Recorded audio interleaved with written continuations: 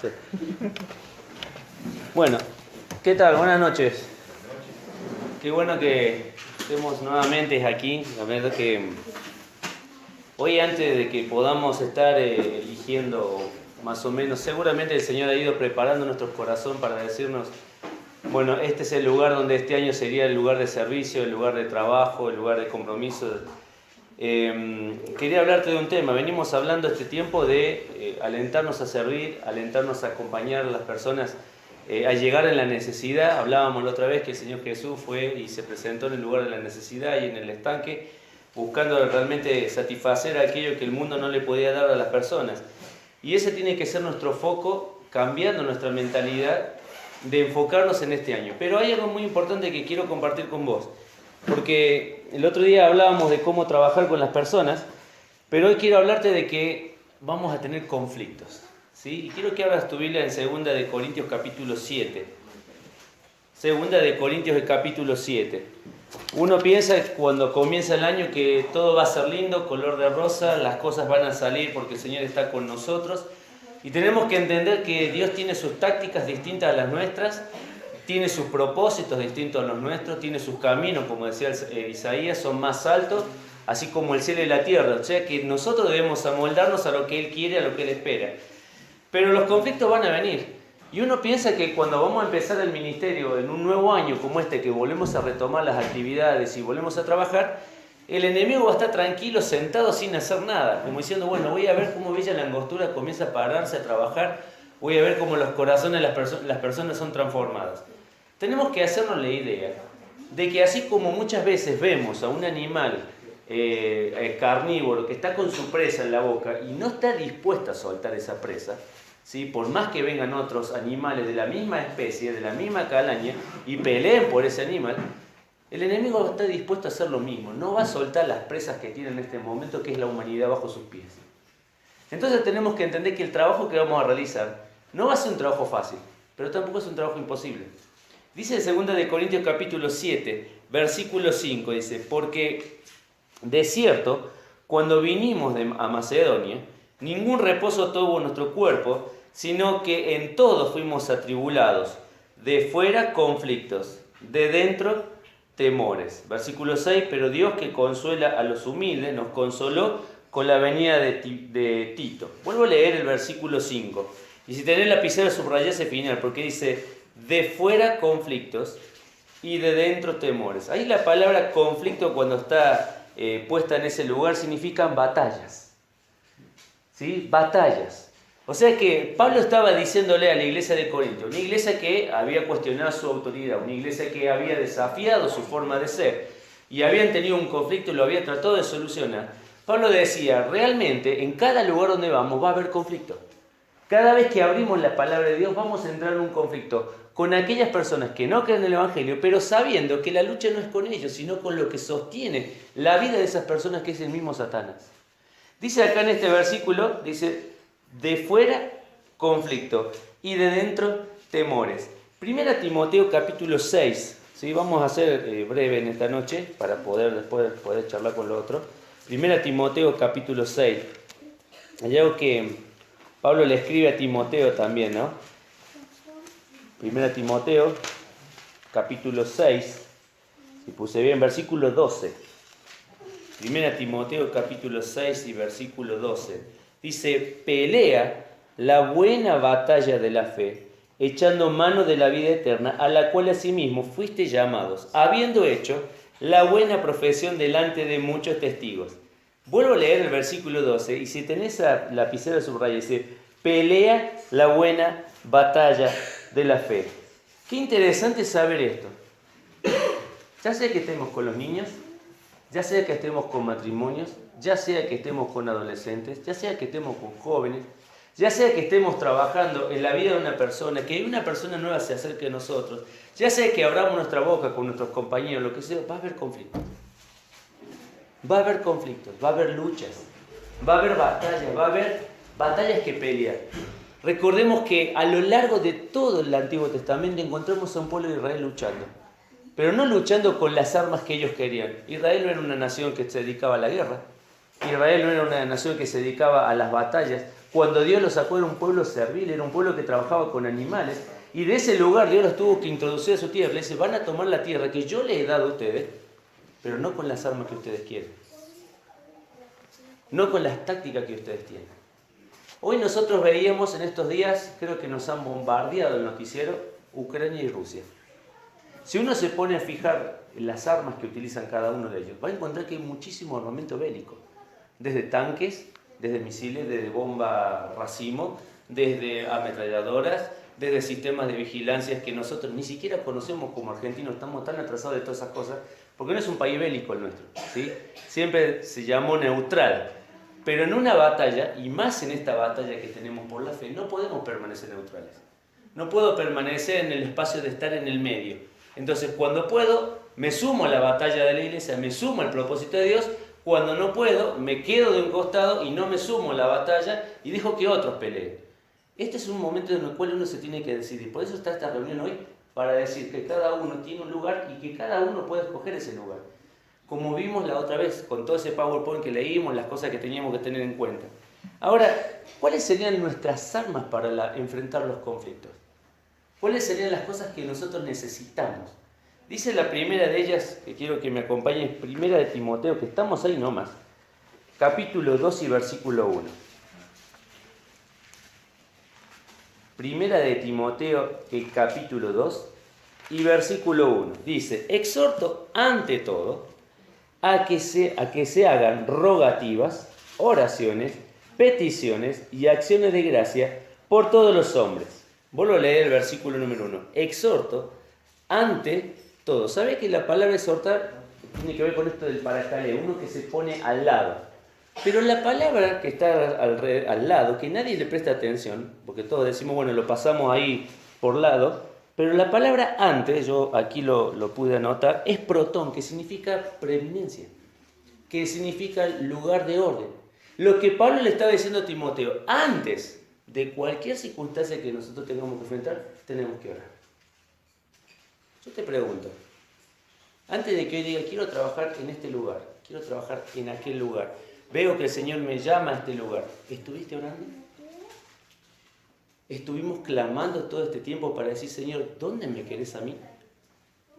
Porque una son las motivaciones internas, pero la otra es la motivación de Dios, que viene a través de la oración. Antes de cada cosa, antes de un ministerio, lo decíamos la otra vez, antes de limpiar el terreno, antes de poder estar en una reunión de varones, antes de venir a la iglesia, antes oración. Yo no sé cómo es el tiempo de oración de cada uno, pero te desafío que aprendas a orar media hora.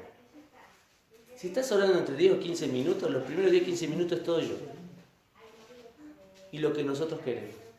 Pero cuando pasás más de aquel tiempo y comenzás a pisar arriba de los 20, 25, tu mente va a cambiar.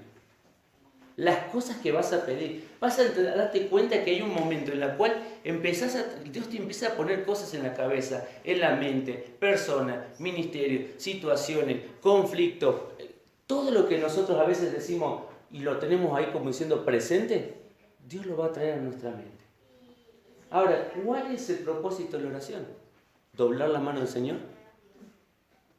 Ningún momento, sino nosotros modelarnos al propósito de Dios. Por eso, cuando vamos a decir, ¿cuáles son las armas que nosotros tenemos? Bueno, Rusia decimos recién tanque, armas bélicas, todo lo que quiera, para destrucción de personas. ¿Cuáles son nuestras armas? La oración. Primera arma potente, la oración. Y empezamos este periodo de ministerio y vamos a tener que seguir con oración. Porque no es que oro al principio para saber qué tengo que hacer. Oro, pero después tengo que depender en esa oración para seguir sosteniendo no solo mi vida espiritual, sino lo que Dios quiere hacer en este lugar. Las personas que están en este lugar, acá hay un cuerpo, aunque no estemos todos, y sabemos que hay personas que por ahí te dicen por privado, quiero trabajar en esto, quiero trabajar en este lugar, justamente somos un cuerpo, porque todos tenemos al mismo jefe, la misma cabeza que Jesucristo. Entonces, primero principal, oración, nuestra primera arma. Segunda de nuestras herramientas, segunda de Pedro capítulo 1. Segunda de Pedro capítulo 1. Y te desafío a que realmente comiences a pasar media hora en la presencia del Señor. Tal vez esté pasando más. Gloria a Dios si lo estás haciendo, pero si no lo estás haciendo, desafíate a pasar media hora en la presencia del Señor. Capítulo 1, y el versículo de 2 de Pedro, versículo 19. Dice así, tenemos también la palabra profética más segura, a la cual hacéis bien en estar atento, como una antorcha que alumbra en lugar oscuro, hasta que el día se esclarezca y el lucero de la mañana salga en vuestros corazones. Versículo 19, lo vuelvo a leer de nuevo. Tenemos también la palabra profética más segunda. ¿Cuál es la segunda arma que nosotros tenemos? Es tan sencillo como decir la palabra de Dios. Pero dice ahí una palabra que quiero que preste atención. Dice, en hacer bien, en estar atentos. ¿Tenés lapicera? Marca esa palabra que está ahí que dice atento. Porque ahí en el original significa sostener en la mente, memorizar. Te lo vuelvo a decir de nuevo, estar atento es sostener en la mente. Es poner lectura de la palabra del Señor en mi cabeza. ¿Cómo hago eso? Hay algo que nosotros, no sé si se han dado cuenta del devocional, pero no tenemos un versículo para memorizar. El devocional del año pasado decía un versículo para memorizar esta semana y empezar la otra semana. Este devocional no tiene versículo para memorizar. Entonces, ¿qué tengo que hacer yo? Bueno, no lo dice el devocional, no lo hago. Listo. Porque no está ahí, por no hay algo que me marque que lo tengo que hacer.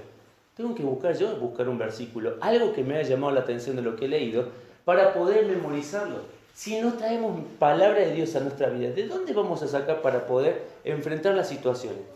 ¿De dónde vamos a poder enfrentar los conflictos que tenemos en casa? ¿De dónde vamos a poder enfrentar los conflictos que tenemos con las personas afuera? ¿De dónde vamos a poder enfrentar los conflictos que tenemos a diario en cualquier ámbito de la vida?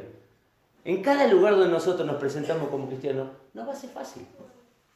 Pero eso no significa que sea difícil. Por eso cuando vamos a la palabra de Dios, tenemos nuestra segunda herramienta para enfrentar lo que viene ahora por delante. El ministerio no es una cuestión de lugar. Es al contrario, el ministerio es un lugar donde el Señor te trae a ese lugar. No es un lugar a donde uno quiere aspirar, sino el lugar donde el Señor te quiere colocar. ¿Se entiende la diferencia?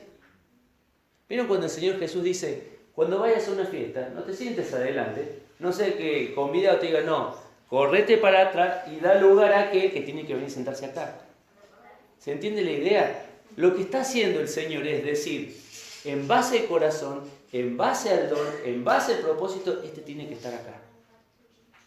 ¿Estamos? Entonces, por eso tenemos que ir a la palabra del Señor. Nuestra segunda herramienta nos trae claridad. Y la tercera de las todas, la tercera de las armas, Hechos capítulo 16. Hechos capítulo 16.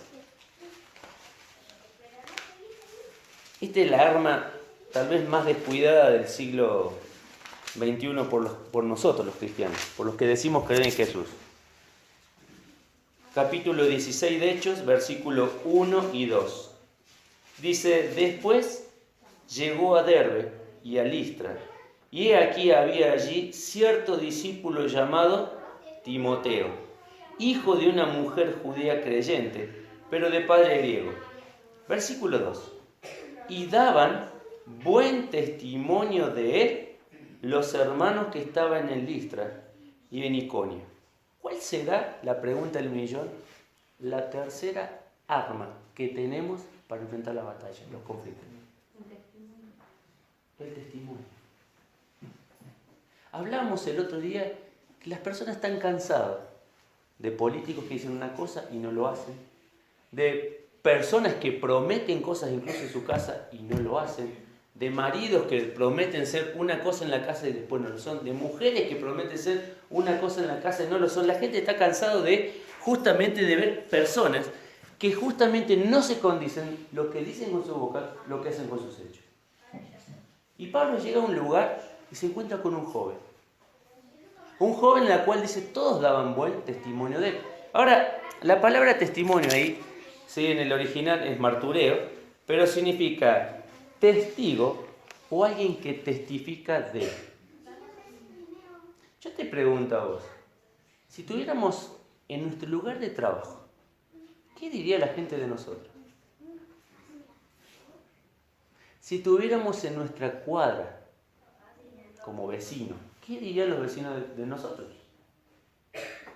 Si tuviéramos en nuestra familia inconversa, ¿qué diría la gente de nosotros? Y aún cristiana. Si tuviéramos dentro de la iglesia, ¿qué dirían los hermanos de nosotros?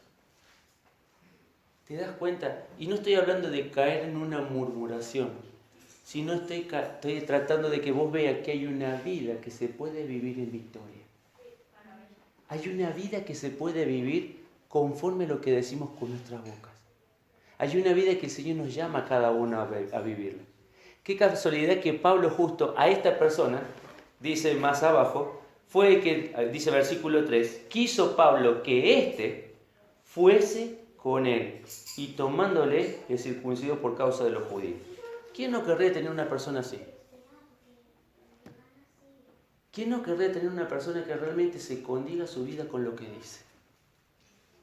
¿Estamos nosotros dispuestos a que la gente pueda decir de nosotros, esta es una persona de Dios?